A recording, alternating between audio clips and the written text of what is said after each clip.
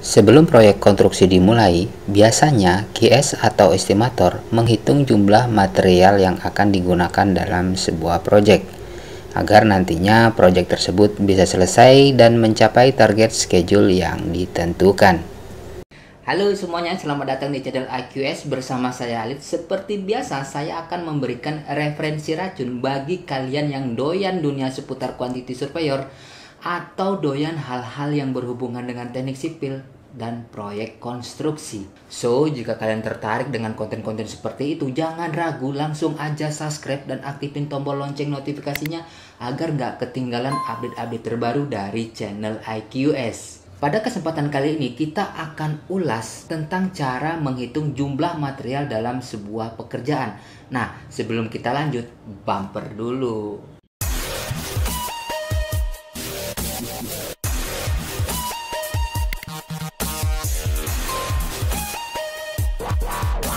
Sebelum mulai menghitung kebutuhan material sebuah pekerjaan, sebaiknya kalian mempersiapkan yang pertama, yaitu analisa harga satuan pekerjaan ASP. Nah, di sini saya menggunakan ASP SNI 2016.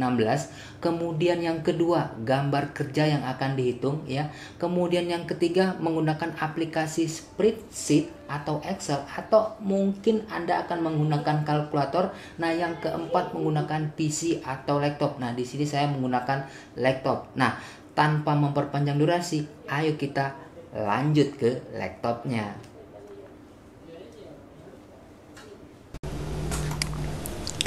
Oke, saya sudah siapkan tabel. Boleh dilihat ya. Ini ada pekerjaan pondasi, pekerjaan beton, dan pekerjaan dinding ya.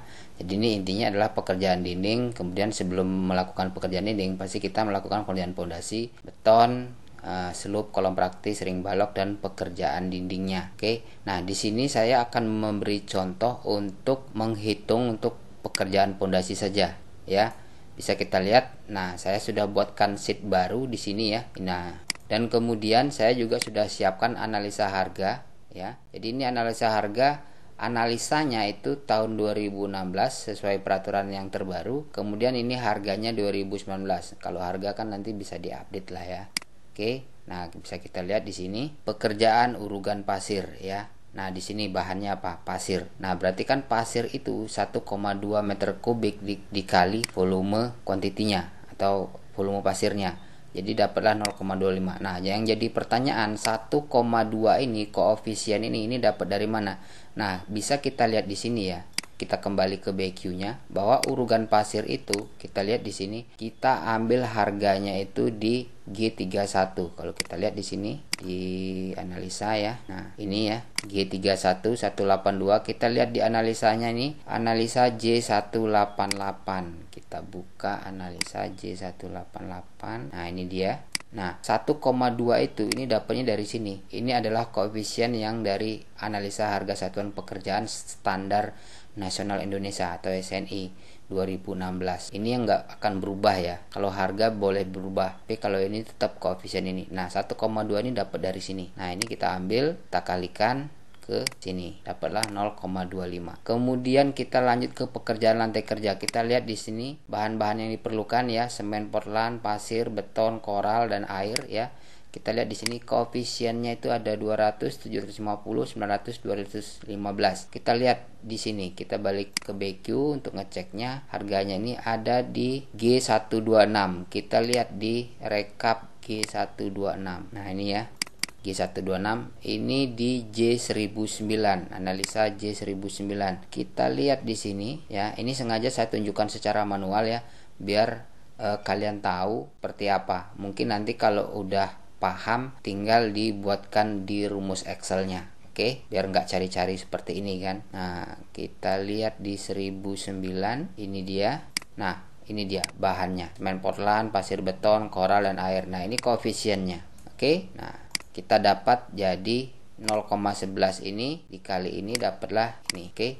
Nah, akan tetapi di sini pasir beton ini dalam kilogram, koefisiennya itu dalam kilogram. Nah, koral beton itu juga dalam kilogram. Nah, kalau air memang dalam liter. Nah, nanti gimana ini ngubah untuk menjadi meter kubik? Nah, nanti kita tinggal kalikan berat jenis ya. Nah, ini ada berat jenis pasir beton itu 1400 ya. Nah, kemudian koral beton itu 1350. Nanti kita akan kalikan ya. Nah, kita selesaikan dulu yang ini. Untuk pekerjaan pondasi batu kali, kita lihat batu kalinya itu ini 1,2 ya. Nah, jadi koefisien ini sama seperti yang sebelumnya, langkah-langkahnya tinggal cari di analisa harga ini ya. Nah, lihat di sininya koefisiennya ini bisa ambil dari analisa harga. Oke. Nah, dapatlah segini.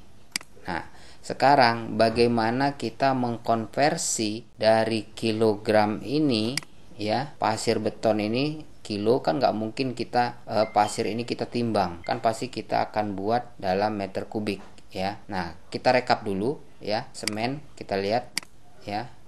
Semen ini kita jumlahkan. Nah, ini semuanya jadi 92,88.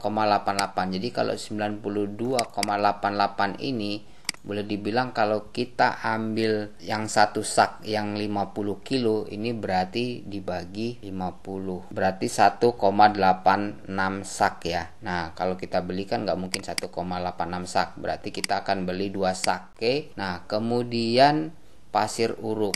Nah, kalau pasir uruk memang di sini sudah dalam meter kubik, kita langsung. Kemudian koral beton. Nah, di sini koral beton ini kita lihat ya. Koral beton ini dia 94,5 kg. Nah, kita bagi berat jenis koral betonnya itu 1350, maka kita dapat kubik. Nah, ini dia 0,07 kubik. Oke.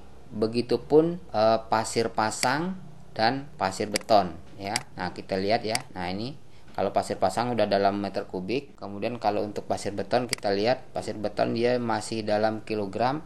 Nah, kita tinggal bagi ini 78,75 ini kita bagi berat jenisnya 1400. Oke. Nah, jadi material yang kita order untuk pekerjaan pondasi ini itu adalah semen 1,86, mungkin kita bulatkan menjadi 2 sak ya. Kemudian pasir uruknya itu 0,25 meter kubik, koral betonnya 0,07 meter kubik, airnya itu 22,58 liter ya. Kemudian batu kali itu 0,53 kubik, kemudian pasir pasangnya itu 0,23 meter kubik dan pasir betonnya itu 0,06 meter kubik. Nah, jadi kalau ada item yang sama ya, jadi ketika Anda order kan nggak mungkin dipisah-pisah ya. Mungkin description-nya ada dipisah-pisah, tapi secara order kan nggak mungkin dipisah-pisah.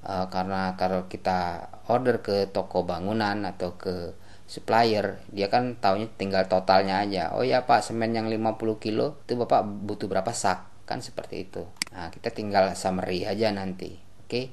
Nah, begitupun untuk pekerjaan yang lainnya ya. Jadi sama metodenya, cara perhitungannya. Kita yang penting punya koefisien dari analisa harga ini ya, analisa harga satuan yang sudah ditetapkan oleh pemerintah.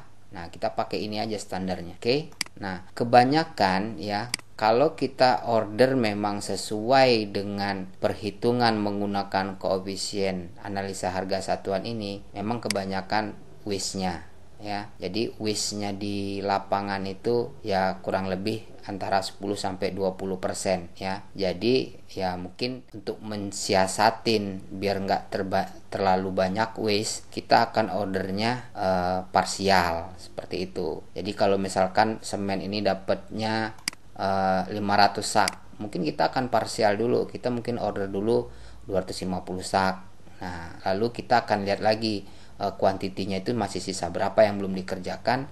Nah, baru kita order lagi sesuai dengan kebutuhan seperti itu. Jadi kalau kita order terlalu banyak, terlalu sesuai dengan kebutuhan yang kita hitung ini, itu takutnya waste. Nah, kalau waste kan sayang, jadinya over budget nanti. Oke. Nah, di video selanjutnya saya akan buatkan untuk metode perhitungan upah. Jadi untuk setiap item pekerjaan ini kayak pekerjaan pondasi, pekerjaan galian, urugan pasir, ini kan pasti ada upahnya.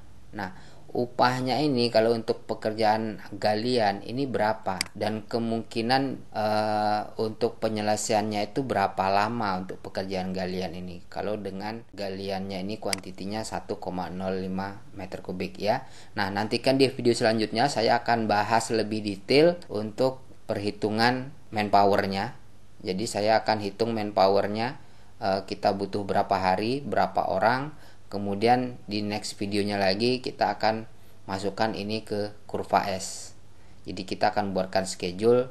Jadi untuk pekerjaan ini selesai berapa lama ya. Jadi kita stepnya adalah kita hitung dulu jumlah material, kemudian kita akan hitung jumlah manpowernya. Nah, baru kita schedulekan berapa lama penyelesaian pekerjaannya.